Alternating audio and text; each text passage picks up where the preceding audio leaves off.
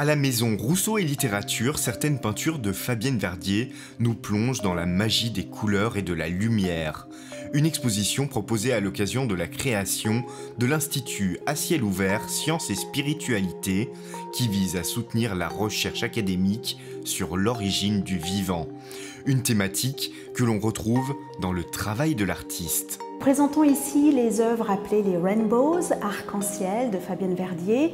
Son idée était de reconstituer, de figurer, transcrire dans son art abstrait à elle l'arc-en-ciel et le phénomène de la lumière qui par définition n'est pas capté. On ne la voit pas la lumière, on ne la capte que par ricochet quand elle se pose sur des objets physiques. Donc c'est ce phénomène d'arc-en-ciel qu'elle reproduit dans ses Rainbows et qui sont inspirés aussi de cette aura de lumière qui entoure le personnage du Christ tel qu'un peintre au XVIe siècle, Matthias Grunewald, l'a reproduit dans ce chef-d'œuvre appelé le retable d'Isenheim.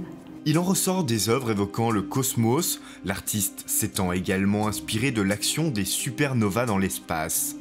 À l'étage du dessous, l'exposition présente une série de planches d'écriture sur lesquelles on découvre le processus créatif de l'artiste. Fabienne Verdier est non seulement peintre, son art passe par le pinceau, mais passe aussi par la plume. C'est une femme qui écrit, elle est d'ailleurs auteure d'un petit bijou, Passagère du silence, et puis surtout elle s'inspire d'écrivains, de poètes, de scientifiques, de musiciens aussi. C'est une femme habituée à des collaborations, et puisqu'on est ici dans la maison Rousseau et Littérature, il y a cet écho-là avec une femme qui s'inspire d'écrivains et qui travaille par l'écriture aussi. Entre science, spiritualité et art, entre peinture et écriture, le chant des étoiles de Fabienne Verdier est à voir jusqu'au 23 juin à la maison Rousseau et Littérature.